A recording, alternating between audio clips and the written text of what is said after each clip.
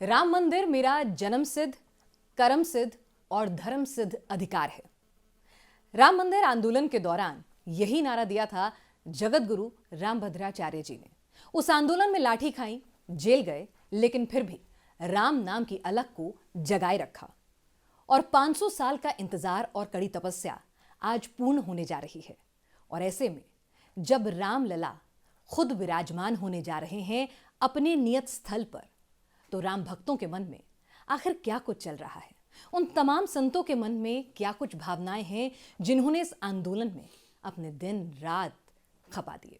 हमारे साथ जगत गुरु गुरुदेव रामभद्राचार्य जी इस वक्त मौजूद हैं। इसी पर और बातचीत करने के लिए गुरुदेव प्रणाम आपको बहुत ज्यादा। मैं पद्म विभूषण जगत गुरु रामानंदाचार्य स्वामी रामभद्राचार्य आपको बहुत बहुत मंगलाशासन करता हूँ। गुरुदेव, जब एक तपस्या, एक संत की तपस्या पूर्ण होने जा रही होती है, तो मन में आखिर कैसी वही परिस्थिति बनती है जो रामचरितमानस के अयोध्या कांड के 237वें दोहे में गोस्वामी जी ने कहा था, राम शैल शोभा निरख भरत हृदय अति प्रेम तापस तप फल पाए जिम सुखी सिराने नेम।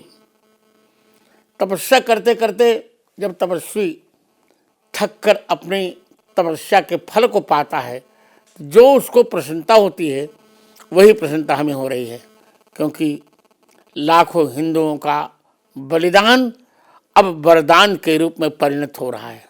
गुरुदेव, आप मन की आंखों से सब कुछ जान लेते हैं, सब कुछ पढ़ लेते हैं, सब कुछ समझ लेते हैं और अपने आप में आप एक जीता जागता चमत्कार हैं। ऐसे में आपके मन की आंखें अपने रामलला को, अपने ठाकुर जी को किस तरह से देख रही हैं वहाँ? बहुत सुंदर देख रही हैं, बहुत प्यारा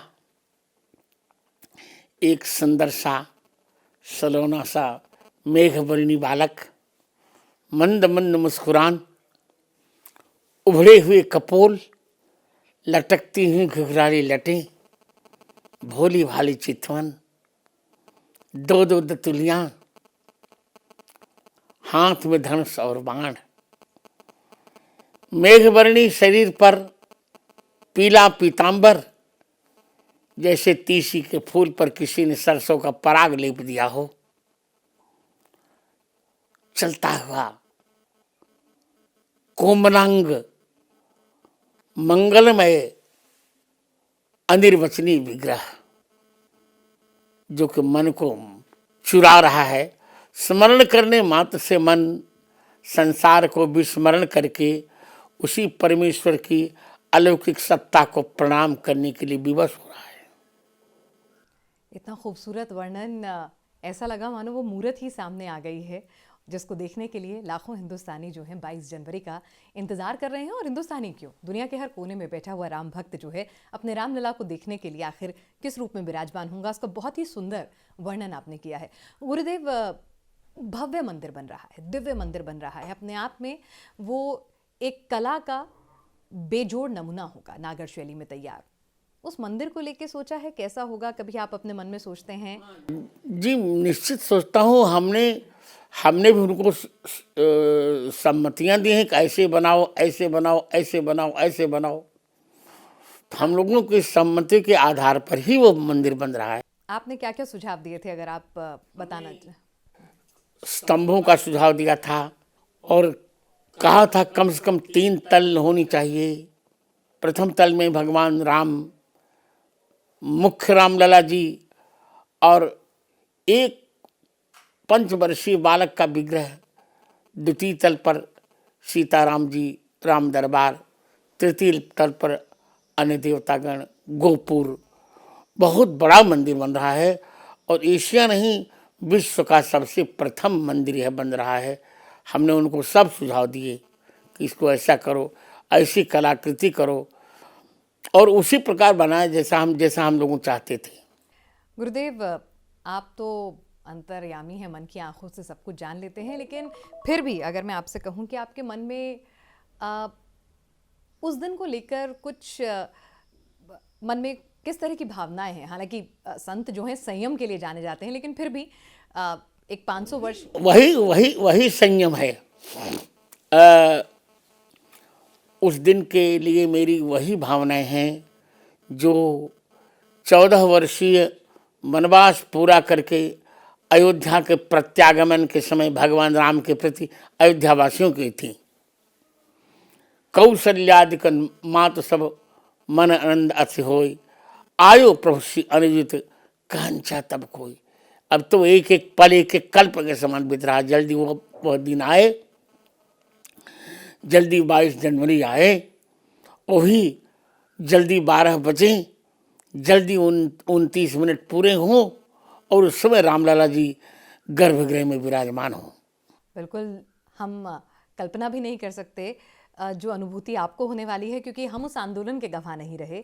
हमने उस आंदोलन के बारे में सिर्फ सुना है, नई पीढ़ी ने भी सिर्फ सुना है, पढ़ा है, लेकिन आप उस आंदोलन का हिस्सा रहे और राम की भक्ति का अलख आप जगाते रहे। तो आपको जो अनुभूति उस दिन होगी, आपकी तपस्या जो पूर्ण होगी, उस पर हम फिर से बात ज़रूर करेंगे। लेकिन मैं आपको ज़रा थोड़ा इतिहास के पन्नों में ले जाना चाहती हूँ। वो दौर बेहद मुश्किल था राम आंदोलन का, जब आपने ये नारा दिया कि राम मंदिर मेरा जन्म सिद्ध, कर्म सिद्ध और धर्म सिद्ध अधिकार है। देखो, ऐसा है, वो दौर वास्तव में बहुत कठिन था, क्योंकि चारों ओर कांग्रेस का शासन था, दमनकारी तंत्र था, दमन हो रहा था। उस समय राम कहने में भी लोग डर रहे थे। मुझे तो लगता है कि औरंगजेब ने उतना दमन नहीं किया होगा जितना दमन इधर हुआ था। कांग्रेस के शासनकाल में आप कह रहे हैं मुगलों से भी ज्यादा दमनकारी आप कांग्रेस को बता रहे हैं। निश्चित बता रहा हूँ, मुगलों ने कुछ संकोच भी किया होगा, यहाँ तो कोई संकोच नहीं किया गया। मुगलों में औरंगजेब ने हमारे चित्रकूट में एक राम मंदिर भी बनाया, बालाजी का मंदिर, और 13 एकड़ जमीन भी दी। और कांग्रेस शासन में तो सोनिया ने शपथ पत्र में कह दिया कि राम जी अयोध्या में जन्म ही नहीं लिए थे। तो क्या कहा जाए, पर उस दौर को भी हमने देखा और उन चुनौतियों को भी स्वीकारा। अंत में विजय हमारी हुई। बिल्कुल, और तमाम राम भक्तों की ये विजय है, हमारे पुरखों के संघर्ष का, संतों के संघर्ष का ये फल है। लेकिन उस दौर में जब संतों को भी नहीं बख्शा जाता था, क्या कहा जाए पिनाश जी,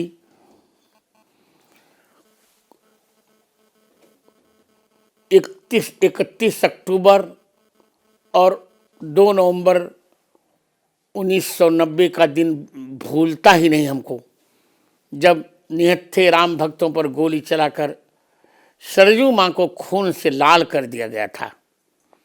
कोठारी वंश का सर्वनाश कर दिया गया। हजारों लोगों ने अपने प्राण गंवाए। कहा जाता है 16 लोग मारे गए थे, और 16 नहीं बल्कि 1600 लोग मारे गए थे। वो दिन तो सामान्य नहीं था, परंतु उस अपमान का बदला भगवान ने लिया और 6 दिसंबर 1992 को हम लोगों ने वह कलंकित ढांचा सर्वदा के लिए सरजू मां में ढहा के फेंक दिया और रामलला जी अपने स्थान पर विराजमान हुए।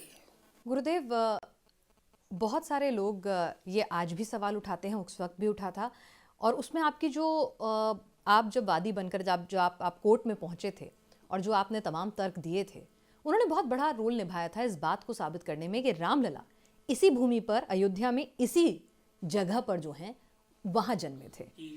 और मैंने सुना है, मैं गलत हूँ तो मुझे दुरुस्त कीजिएगा छोटी समझकर, कि जब आप वहाँ पर अपनी गवाही देने पहुँचते थे तो कोर्ट रूम खचाखच भर जाता था। आसपास के वकील भी जो हैं वो वहाँ पर आते थे। सारे लोग अपना काम धाम छोड़ देते थे, वकील अपनी बहस छोड़ देते थे, और लगभग 500 लोग मेरे उस वक्तव्य को सुनते थे, मेरे साक्ष्य को सुनते थे। विपक्षी प्रश्न करते थे, मैं उत्तर देता था, सब लोग सुनते थे। अद्भुत आनंद आता था। 11 जुलाई 2003 से 19 जुलाई 2003 तक का मेरे जीवन का स्वर्णिम समय था, क्योंकि वही मेरी प्रतिभा की निकष थी, वही मेरी प्रतिभा के प्रदर्शन का फल था, और वही मेरी प्रतिभा के भगवान राम के कार्य में विनियोग का स्वर्णिम अवसर भी था। जो हमारी युवा पीढ़ी है, जो आज के लोग हैं, अगर उन्हें थोड़ा बता सकें उस वक्त अदालत में किस तरह से आपसे सवाल पूछे जाते थे, आपने क्या कुछ जवाब दिए, कौन से तर्क दिए, अगर कुछ एक दो अगर चौपाइयाँ नहीं, चौपाई नहीं, हाँ तर्क तो मैंने बहुत दिए थे। तर्क तो मैंने 441 दिए थे। 441। उनमें से जब उत्खनन कराया गया, खुदाई कराई गई, तो 437 पक्ष मेरे तर्क मेरे पक्ष में थे। 4 तर्क कुछ धूमिल थे तो वो भी मेरे पक्ष में आए, परंतु उनमें से जो मुख्य पक्ष मैंने दिए थे वो तो उनको मैं बता रहा हूँ, और शेष तो मेरा बयान छपा हुआ, उसको आप पढ़ लीजिएगा। इनका जो सबसे पहला प्रश्न था कि कैसे माना जाए कि भगवान राम यहीं जन्मे थे, मैंने उत्तर दिया था कि देखिए, आस्था पर प्रश्न चिन्ह नहीं लगाना चाहिए, नहीं तो बड़े बड़े प्रश्न खड़े होंगे। आप कहते हैं कि कश्मीर में वही बाल मोहम्मद साहब का रखा गया है जो उनकी दाढ़ी में लगा था। ये हम प्रश्न कर सकते हैं कि हो सकता है किसी दूसरे मुसलमान का बाल रखा गया हो, पर हम तो प्रश्न नहीं करते, हम आपकी आस्था को यथावत स्वीकारते हैं। आप कहते हैं कि कुमारी कन्या से ईसा मसीह का जन्म हुआ था, तो भी हम कोई तर्क नहीं करते। तो जब हम आपकी आस्था पर प्रश्न चिन्ह नहीं लगाते, तो आप हिंदुओं की आस्था पर प्रश्न चिन्ह लगाने वाले होते कौन हैं? फिर भी आपके प्रश्न का मैं उत्तर देने जा रहा हूं। मैंने कहा था कि राम जन्मभूमि इससे यही मानी जाएगी कि ज्योतिष के आधार पर यहाँ 5 ग्रहों की दृष्टि आज भी पड़ती है। मेष के सूर्य की, मकर के मंगल की, तुला के शनि की, और कर्क के बृहस्पति की, और मीन के शुक्र की। ये तो वाल्मीकि कहते हैं, ततो यज्ञ समाप्ति तो ऋतु नाम षट समत्व जो ततस्तु द्वादशे मासे सोच संस्थे सुपंचसु ग्रहेषु कर्कटे लग्ने वाक्पता बिंदुना सह। और राम जन्मभूमि की ठीक उत्तर दिशा में सरयू जी बहती हैं, जो जन्मभूमि के मंदिर से 300 धनुष दूरी पर बहती हैं। आज भी नाप के देखा गया तो उतनी ही दूरी पर सरयू जी आज भी वहां बह रही हैं। एक धनुष 4 हाथ का होता है हमारे यहाँ, पहले धनुष का नाप माना जाता था। आज भी वही स्थिति है सरयू की। मैंने उनको बताया था कि वेद में भी इसका प्रमाण है। अथर्ववेद तो स्पष्ट कहता है, अष्टाचक्रा नवद्वारा देवानाम पूर्वयोध्या तस्याम हिरण्मय कोश स्वर्गो ज्योतिषामृता। 8 चक्रों वाली 9 द्वारों वाली वह देवताओं की पूरी अयोध्या है, जिसमें मंडपाकार एक स्वर्ण का भवन है। उस भवन में स्वर्ग से ज्योतिष पुंज ही बालक रूप में श्री राम रूप में प्रकट हुआ।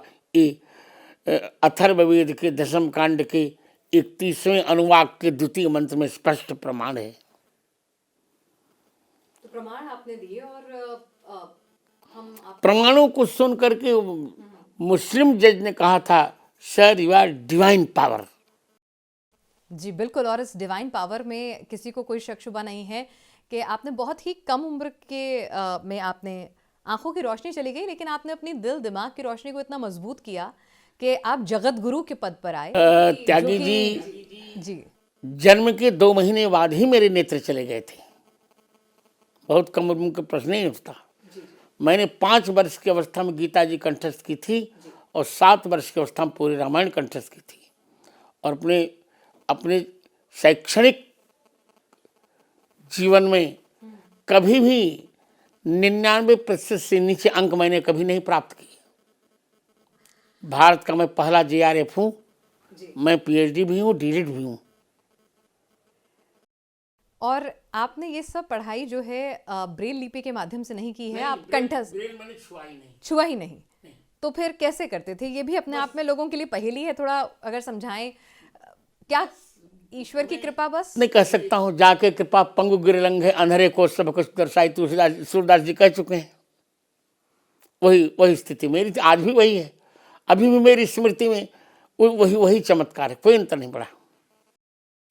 जी बिल्कुल, और इसीलिए आप जगत गुरु हैं और आप सबके प्यारे गुरुदेव हैं, और बहुत कुछ आपसे सीखा जाता है, और इसीलिए जगत गुरु की उपाधि यूं ही नहीं मिलती है। आज की युवा पीढ़ी समझेगी जब आपको इतने ग्रंथों का ज्ञान होता है। आपने मेरे ख्याल से 230 से हाँ ज्यादा जी जी, किताबें लिख चुके 230 हैं। से अधिक पुस्तकें लिखी। आजकल तो लोग जगत गुरु ऐसे बन जाते हैं, जगत गुरु शब्द की व्युत्पत्ति भी नहीं जानते, पैसे के बल पर मैं ऐसा नहीं। पहले जगत गुरु वो बनता था जो प्रस्थानत्रय पर भाष्य लिखता था, 3 ग्रंथों पर जो संस्कृत में भाष्य लिखता था, गीता जी, उपनिषद और ब्रह्मसूत्र। 600 वर्ष पहले तक ये परंपरा चली, वल्लभाचार्य के बाद ये परंपरा टूट गई। पर 1998 में मैंने यह परंपरा फिर प्रारंभ की, और प्रारंभ क्या किया और कोई कर ही नहीं पाया। मैंने फिर 4200 पृष्ठों में प्रस्थानत्रय पर भाष्य लिखा। उसका लोकार्पण भी तत्कालीन प्रधानमंत्री स्वर्गीय अटल बिहारी वाजपेयी ने किया था 6 अप्रैल 1998 को। जी, और अब आपका एक और नया ग्रंथ भी आ रहा है जिसमें मेरे ख्याल से 10,000 आ गया मोदी जी ने उसका लोकार्पण कर दिया 27 अक्टूबर को। चित्रकूट स्वयं चित्रकूट आए, वो इसी कार्यक्रम के लिए चित्रकूट आए। और उसमें कितने श्लोक हैं? मेरे ख्याल से वो अपने आप में रिकॉर्ड है। 50,000 श्लोक हैं, जबकि मूल ग्रंथ केवल 25 पृष्ठों का है, पाणिनि अष्टाध्यायी।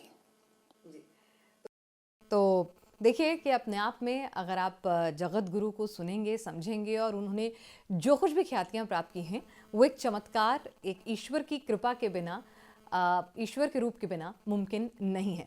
जगत गुरु, ज़रा एक बार फिर से हम थोड़ा पीछे जाते हैं। जब मेरे ईष्ट के अस्तित्व पर ही कोई सवाल उठा दे, जब कोई उन्हें काल्पनिक बता दे, तो मन पर क्या गुजरा था उस वक्त जब अदालत में राम के अस्तित्व, राम सेतु के अस्तित्व पर सवाल? मैंने स्वयं उनको पत्र लिखा था। जब सोनिया गांधी ने ये कहा कि राम जी तो अयोध्या में पैदा ही नहीं, उनकी शब्दावली है, राम अयोध्या में पैदा ही नहीं हुए, और मनमोहन सिंह ने हस्ताक्षर किया, क्योंकि तो उनके फाइली प्रधानमंत्री थे। तो मैंने कहा कि देखिए, सोनिया गांधी को भारतीय संस्कृति के संबंध में कुछ भी ज्ञान नहीं है। वो तो ये कहती है कि चीनी को खेत में बोया जाता है। पर मनमोहन सिंह जी, आपने ऐसा क्यों कहा? क्योंकि आपके गुरु ग्रंथ साहब में 5600 बार राम नाम का संकीर्तन हुआ है। तो उसमें तो बहुत बुरा लगता है जब कोई कहता कि राम जी काल्पनिक है। देखिए, मैं तो यही कहता हूँ कि यदि भारत में रहना है तो जय श्री राम कहना है। और जो दूसरे धर्म के लोग हैं, क्या उनको भी जय श्री राम कहना है? राम किसी धर्म के नहीं है बेटी। रा का अर्थ है राष्ट्र और माँ का अर्थ है मंगल। तो प्रत्येक व्यक्ति को राष्ट्र का मंगल चाहिए, चाहे ईसाई हो, चाहे मुस्लिम हो, चाहे पारसी हो, चाहे हिंदू हो, कोई भी हो, चाहे सिख हो। गुरुदेव, हम पढ़ रहे थे तो ये भी जानकारी मिली कि उस दौरान आपको जेल भी जाना पड़ा। 8 दिन तक जेल गया था। 8 दिन तक जेल में था। मेरी बड़ी बहन मुझे भोजन लाती थी, खा लेता था, और फिर पुलिस के डंडे भी सहे थे हमने।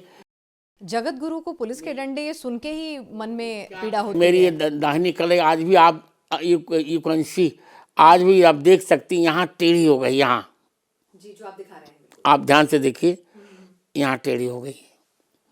और इसके बाद मैं नज़रबंद भी हुआ था। और अच्छा, नजरबंदी? हाँ, नज़रबंद भी हुआ था 2013 में। और इसके बाद मुझे मारने तक का प्रयास किया गया था। 1996 में मेरी कथा दिल्ली में चल रही थी, तो लोगों ने सोचा जगत गुरु जी पांडाल में होंगे, तो पूरे पांडाल में आग लगा दी गई। चांदी का सिंहासन जलकर वो तो खाक हो गया। तो कुछ भगवान की कृपा थी कि मैं वहाँ नहीं था, क्योंकि मैं तो कहीं अन्यत्र विश्राम कर रहा था। पांडाल में थोड़े विश्राम करूँगा मैं।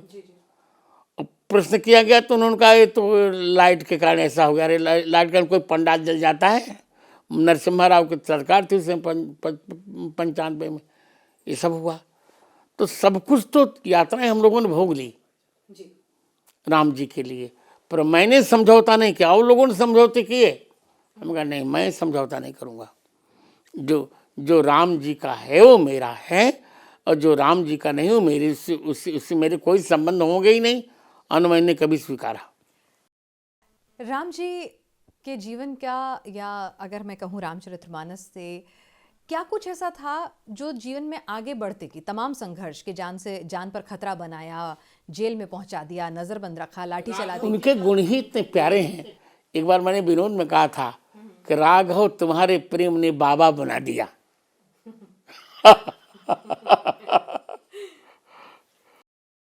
तो फिर भी मुश्किल वक्त में कुछ ऐसा था कि जो कह रहे? अनंत अनंत गुण हैं उनके।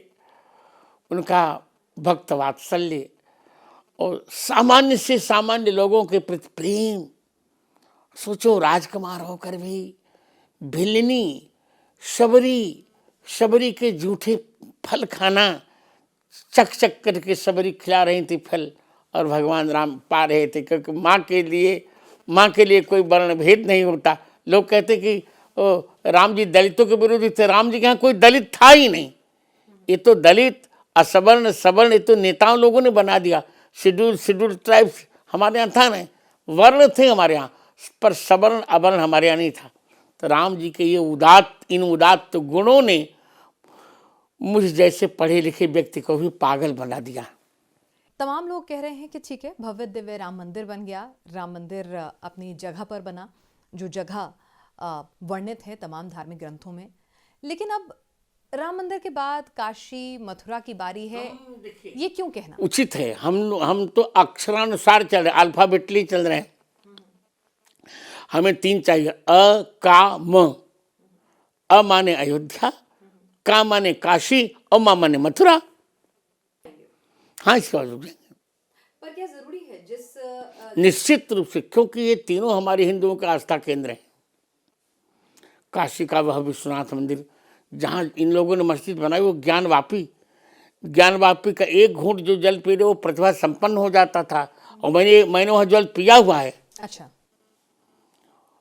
तो भारत प्रतिभा से हीन हो जाए, भारत में कोई टैलेंटेड न रह जाए, इसलिए तो इन लोगों ने बनाई।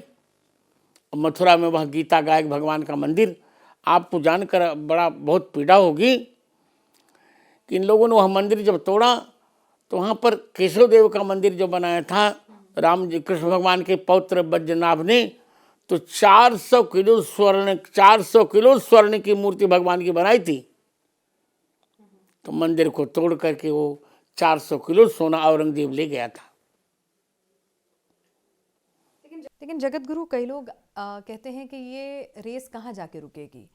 जो इतिहास में हुआ उसको देखिए जिस मिट्टी में राम है, जिसके दिल में राम है हिंदुस्तानियों के, भारत के, तो भारत में भी राम है।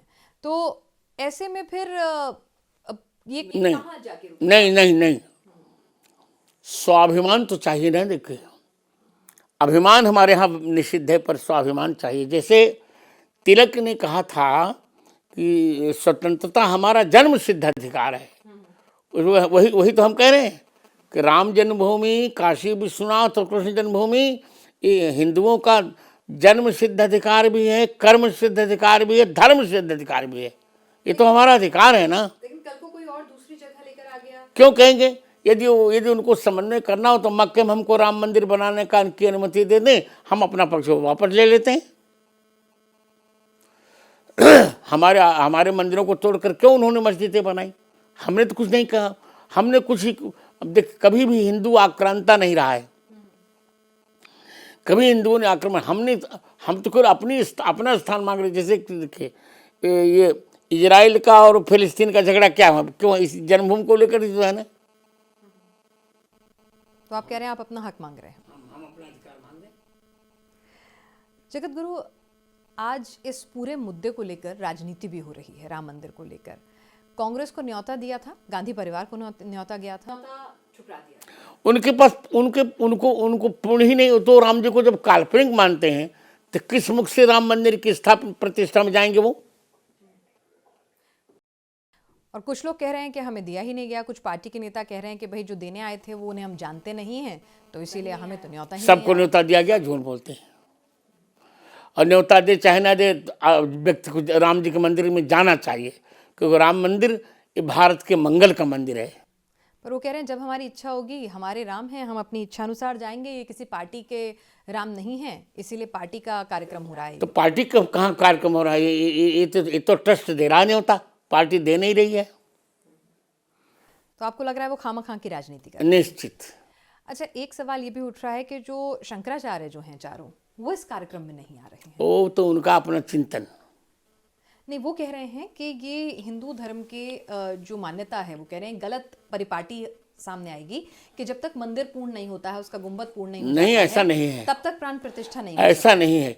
एक तल पूर्ण हो गया, गर्भगृह पूर्ण हो गया, वो एक स्थल पूर्ण हो गया, उसे वहाँ कोई शास्त्रीय नियम नहीं। ऐसा कुछ नहीं है। राम मंदिर के ट्रस्ट के महासचिव चंपत राय जी का बयान जो है कि रामानंद संप्रदाय का मंदिर है, इसमें शंकराचार्य या शैव्य या शाक्यों की जरूरत नहीं है। कई लोग इसको भी लेकर नहीं, कोई बात नहीं है। हिंदू धर्म में ही फूट डाल रहे हैं। नहीं, ऐसा उनको नहीं कहना चाहिए। राम जी सबके हैं, सबका मंदिर है। ये बताइए कि यहाँ से राम मंदिर की स्थापना से राम मंदिर की प्राण प्रतिष्ठा हो जाएगी, भव्य दिव्य राम मंदिर आगे भी और बड़ा बनेगा, एक बड़ा तीर्थ धाम जो है अयोध्या आकार लेगा। ये हम तो मानते हैं कि विश्व का सबसे बड़ा तीर्थ धाम अयोध्या होगा। विश्व का सबसे बड़ा तीर्थ धाम अयोध्या बनेगा। ऐसे में जब ये सब कुछ हो जाएगा, अब मंदिर की प्राण प्रतिष्ठा होने जा रही है, सनातन को, हिंदू धर्म को आप किस ओर जाता देखते हैं? उत्कर्ष की ओर, उन्नति की ओर, वैभव की ओर, ऊंचाइयों की ओर, मंगल की ओर, स्वाभिमान की ओर। राम मंदिर बनने से क्या राम राज्य की तरफ भी कुछ कदम बढ़ेंगे? निश्चित बढ़ेंगे, सद्गुण आएंगे। कई लोग कह रहे हैं कि राम मंदिर बनने से एक हिंदू को क्या फायदा होगा? बहुत लाभ होगा। मतलब एक हिंदू का जीवन क्या हो जाएगा? सबके अपने राम हैं। स्वाभिमान से हम जीने के अधिकारी हो जाएंगे। हमको अच्छा लगे जैसे अपने प्रिय को प्राप्त करके व्यक्ति को कितना अच्छा लगता है। अपने बेटे को प्राप्त करके माँ बाप कितने प्रसन्न होते हैं। अपने मित्र को पाकर, अपने हितैषी को पाकर, अपने स्वामी, ये तो मन की बातें हैं ना। राम जी हमारे मन में हैं, तन में हैं, कण में, जन भारत के कण में हैं, जन जन में हैं, सर्वत्र तो राम जी रमे हैं। राम जी को पाकर हमें आदर्श जीवन जीने की प्रेरणा मिलती रहेगी। उमा भारती जी ने कहा कि अब हमें हर मस्जिद के अंदर शिवलिंग या मंदिर नहीं ढूंढना चाहिए, अब हमें स्टॉप लगाना होगा काशी मथुरा के बाद। वो तो उनकी अपनी टिप्पणी में कुछ नहीं कहना चाहता। अच्छा, एक चीज़ और बताइए गुरुदेव, जो आपने इतना खूबसूरत वर्णन किया, इतना सुंदर मार्मिक वर्णन किया रामलला की सूरत का जो वहाँ विराजने वाली है, क्या कभी जीवन में कोई ऐसी घटना घटी कि रामलला के खुद के दर्शन हुए हों, उनका स्वरूप ऐसा लगा हो आसपास ही है और इस वजह से आप इतने खूबसूरत तरीके से बता पा रहे हैं? मुझे आज भी लग रहा है। अभी भी लग रहा है। अभी भी लग रहा है एक बालक मेरे सामने खड़ा है, प्यारा प्यारा। तो साक्षात दर्शन होते हैं कभी सब? बिल्कुल होते हैं, मैं झूठ नहीं बोलते। यद्यपि सब कहना नहीं चाहिए, पर आप पूछिए, मैं बता रहा हूँ। कभी कोई इंसिडेंट आप बताएंगे, कभी ऐसा हुआ हो कि ऐसी घटना में हाँ, मैं बताने जा रहा हूँ, मैं झूठ नहीं बोलूँगा। और उस घटना का मैं आपको प्रमाण भी दूंगा, वहाँ पर प्रमाण ले लीजिएगा। एक उत्तर प्रदेश का जिला है उन्नाव, वहाँ एक मेरी कथा हुई थी। तो उस समय ये 2017, हाँ 2017 की बात है। उस समय मुझे टेंट में रहना पड़ा था, कुछ कारण थे। अच्छा। तो टेंट में मेरी कथा का चौथा दिन था, प्रातःकाल का समय था। बच्चे चले गए स्नान करने। उसी समय मुझे वॉशरूम जाना था और कोई था नहीं, और मैं अपना वॉश बेसिन का स्नानालय भूल गया। थोड़ी सी मेरे मन पर बेचैनी हुई, विकलता हुई। मैंने स्पष्ट देखा, मैं स्पष्ट बोल रहा हूँ सत्य, कि एक बालक आया छोटा सा, मेरा हाथ पकड़ा हाथ पकड़कर वहाँ वाश बेसिन के पास ले गया। मैंने बाथरूम संपन्न करा, मुंह धोया, तुरंत फिर बालक आया और फिर मुझे उठ मेरी बिस्तर पर बिठाया और मैंने जब उसको पकड़ना चाहा तो लापता हो गया। आज वहीं पर जैसे मैंने दर्शन किए थे वो मंदिर भी बनकर तैयार हो रहा वहीं पर, उसमें मैं आपको मैं बुलाऊंगा। बिल्कुल ज़रूर आएंगे। और चंद्रशेखर आजाद के जन्म स्थान के पास वो स्थान है। तो ये बिल्कुल। और कहते हैं ना, सबके अपने अपने राम हैं और सब अपने अपने राम को अपने मन के हिसाब से देखते हैं, उनकी सूरत अपने मन में गढ़ते हैं। नहीं, ऐसा नहीं, गढ़ना अलग होता है, अनुभूति अलग होती है। बिल्कुल अलग होती है, बिल्कुल अलग होती है। कल्पना और अनुभूति में अंतर है। कल्पना अनुभूति में अंतर है। जो शास्त्र में वर्णन है वही हमारे मन में जब आता तो वही अनुभूति होती है। अनुकूल भूति को अनुभूति कहते हैं। शास्त्रानुकूल सत्ता का जब स्फुरण होता है तो उसी को अनुभूति कहते हैं। बिल्कुल। और आपको जो हुआ वो अनुभूति थी, एहसास था। और हम जो हैं वो, जो हम अपने घर में या मंदिरों में जाते हैं, जो मूर्त देखते हैं, जो तस्वीरें देखते हैं, उसी के हिसाब से कल्पना कर लेते हैं। तो जी, जाहिर सी बात है, आप जगत गुरु हैं और हम एक आम इंसान हैं, तो हमें कल्पना ही कर सकते हैं। आपको नहीं, आप भी भावना कीजिए त्यागी जी, अच्छा लगेगा। बिल्कुल, राम नाम तो जपना ही है। कई लोग कहते हैं कि महात्मा गांधी के भी राम थे, उनके तो आखिरी शब्द भी ही राम थे। हाँ थे। तो मैं वो मान राम को जिस तरह से देखते थे, क्या उस राम राज्य और उस तरह के राम के आदर्श नहीं हम लोग अपना सकते? हम अपना सकते हैं, हम अपना सकते हैं। थोड़ा सा अंतर है उनके, महात्मा गांधी जी के राम में और हमारे राम में एक अंतर है को उनको शौर्यपूर्ण कम देखते थे, हम उनको वीरोचित देखना चाहते हैं। मतलब वो महात्मा गांधी के राम वीर नहीं थे। वीर उनकी दृष्टि में वीर नहीं थे। ऐसा क्यों लगा आपको? अब यदि होते तो कश्मीर क्यों दे दिया जाता पाक को? यदि उनके राम जी वीरोचित रहे होते तो इतना पक्ष क्यों लिया जाता विधर्म का? क्यों पाकिस्तान का बंटवारा धर्म के आधार पर करवाया होता? उन्होंने क्यों नहीं रोका? क्योंकि राम जी कह रहे थे जननी जन्मभूमि से स्वर्गादपि विगरीयसी। फिर भी राम भक्त थे गांधी जी, इसे मैं उनका बहुत सम्मान करता हूँ। आपने अभी जरा जिक्र करें थोड़ा इतिहास के पन्नों में। आप चिंता मत करिए जरा, पर समय देख लीजिए, आप बहुत रही। बस आपसे 2-3 छोटे छोटे सवाल और हैं, क्योंकि जो पढ़ रहे थे हम, क्योंकि जनता में भी उत्सुकता रहती है। एक वक्त ऐसा भी आया था जब आपकी आंखों की रोशनी को ठीक करने का प्रस्ताव इंदिरा गांधी जी ने, आपकी जो ज्ञान है उससे प्रभावित होकर आपको उन्होंने कहा था कि मैं चाहती हूं कि आप विदेश जाएं और अपनी आंखों का इलाज कराएं। हाँ जी, और पूरी व्यवस्था कराऊंगी मैं, ऐसा उन्होंने कहा था। इंदिरा जी से कैसे संबंध थे? इंदिरा जी के संबंध अच्छे थे, संबंध की बात नहीं।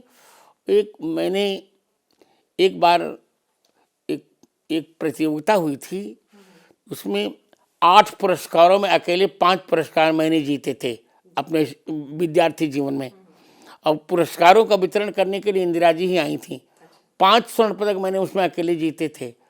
तो 3 में तो अब मैं गया तो अंत में उन्होंने कह दिया कि अब इनको न बुलाया जाए, अब लगता है 4था 5वां भी इन्हीं को मिलेगा, तो मैं आके स्वयं दे देती हूँ। जिसके बाद इंदिरा जी ने कहा कि आपको इच्छा हो तो मैं आपके नेत्रों की व्यवस्था करवा सकती हूँ। मैंने कहा नहीं, अब मुझको संसार देखने का मन नहीं। ऐसा क्यों? मतलब जब अंधा क्या मांगे 2 आंखें, ये तो कहावत है ना। नहीं, जब राम जी को भगवान राम के दर्शन बाहर की आंखों से नहीं होते, अंदर की आंखों से। बिल्कुल सही कहा आपने, बहुत वाजिब कही। जिसकी मन की आंखें इतनी खुल चुकी हों उसे ज़रूरत नहीं है आंखों की दृष्टि की, वो सब कुछ जान लेते हैं, भांप लेते हैं, और यही आप हैं। जो ये मौजूदा राम मंदिर है, अपने कार्यक्रम को मैं यहाँ ख़त्म कर रही हूँ, तो 2 छोटे छोटे सवाल हैं। मौजूदा राम मंदिर में आप प्रधानमंत्री नरेंद्र मोदी जी की कितनी भूमिका मानते हैं? कि इतनी जल्दी काम हुआ, उसमें कितना सहयोग इस सरकार नहीं, अच्छा सरकार। देखिए, सहयोग में दोनों बातें होती हैं। संत और सत्ता दोनों का जब सामंजस्य हो जाता तब कोई बहुत बड़ा काम होता है। इसमें संतों का भी सहयोग, सामंजस्य, संतों का भी सहयोग हुआ और सत्ता का भी सहयोग हुआ, तो बहुत बड़ा कार्य हो गया। और मोदी जी से आपकी दोस्ती भी है?